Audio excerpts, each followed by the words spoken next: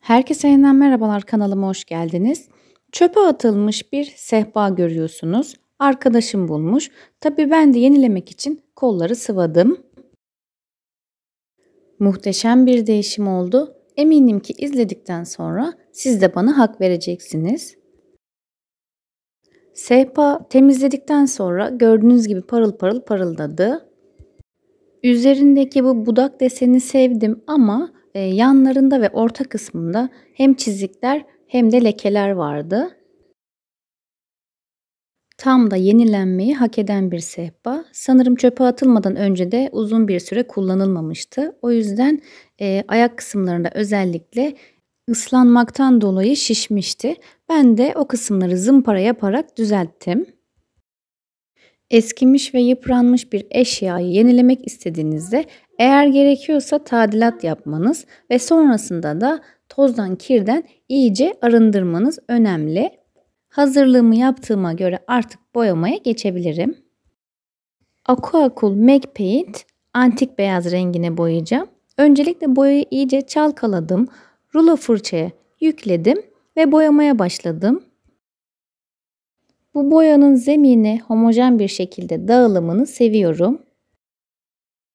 Kıvamı çok güzel ayarlanmış. Sizi hiç yormadan rahatlıkla boyayabiliyorsunuz. Koyu zeminden açık bir zemine dönmek istediğinizde ilk katta bu şekilde dalgalanmalar oluyor. Gayet normal bir durum. İkinci katta veya gerekiyorsa üçüncü katta kesinlikle bu şekilde dalgalanmalar olmayacaktır. Zemin pürüzsüz bir şekilde kapanacaktır. Bana bu konuyla ilgili sorular geliyor. Eğer dalgalanma olduysa demek ki bir kat daha istiyordur. Merak etmeyin, çözülecek bir durum. Hatta bazen özellikle siyah renkten beyaz renge dönülmek istenildiğinde dördüncü kata bile ihtiyaç olabilir. Benim boyadığım sehpada koyu kahverengi ama bacakları ve kenar kısımları siyahtı. Beni çok zorlamadı. İki katta kapandı ama bazı yerlerinde böyle hafif renk değişimleri vardı. O kısımlar beni rahatsız etti. O yüzden üçüncü katı da boyadım. Üçüncü katta tamamen kapanmış oldu. Boya katları arasındaki bekleme süremiz 2,5-3 saat kadar. O yüzden bir günde dönüşüm yapmak mümkün. Birinci kat sonrası görüntü bu şekilde. Dediğim gibi 2,5-3 saat kadar bekledim ve ikinci katı boyamaya geçtim. İkinci ve üçüncü katlarını da yine aynı şekilde boyadım. Benim boyadığım gibi bir sehpa boyamak istediğinizde boyaların en küçük boyutu size fazlasıyla yeterli olacaktır. Yani 150 mililitrelik bir boyayla bir sehpayı boyayabilir, hatta boyanızı arttırabilirsiniz de. Boyalar kendinden vernikli olduğu için de ekstra bir vernik sürmenize gerek kalmayacak. Üçüncü kat uygulama sonrası zemin tamamen kapandı ve desen çalışmasına geçtim. Deseni bu gösterdiğim stencil şablon ve Aquacool'un siyah renk boyasıyla uygulayacağım. Şablonu hareket etmemesi için zemine sabitledikten sonra stencil fırçama çok az miktarda bir boya alıp gösterdiğim şekilde uyguladım. Şablonun dışına taşmaması için fırçamdaki boyanın fazlalığını bir peçeteye silerek uygulama yapıyorum. Şablonu kaldırdıktan sonra eğer boya desenin dışına taştıysa kurumadan önce ıslak mendille boyanın fazlasını alıyorum ve uygulama bittikten sonra da fırçayla düzeltmeler yapıyorum.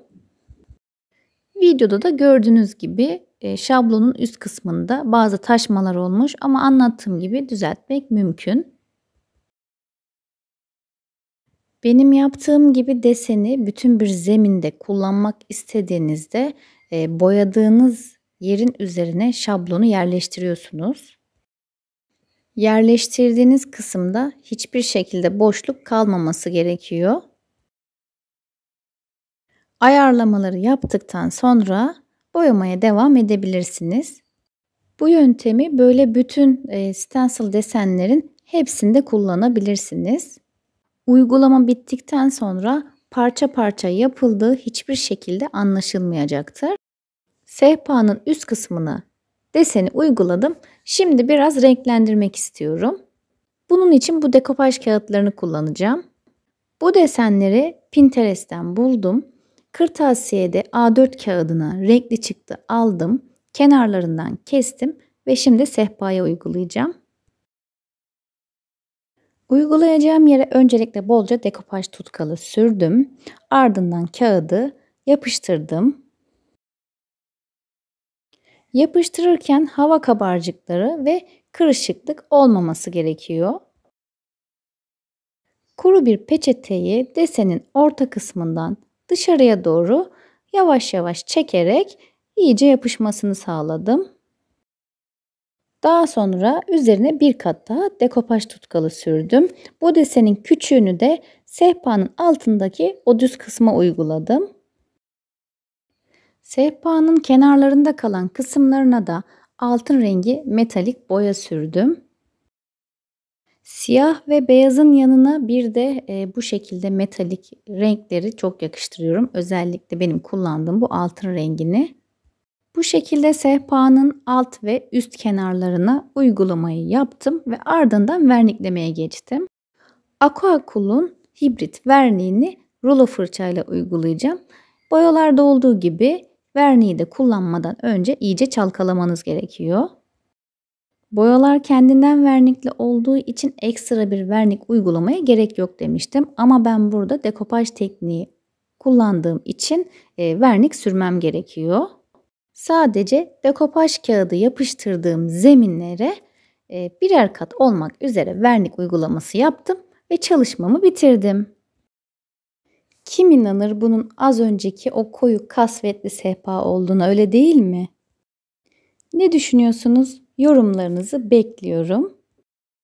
Sizler de sıkıldığınız ya da eskidiğini düşündüğünüz eşyalarınızı sadece boyayarak yenileyebilirsiniz.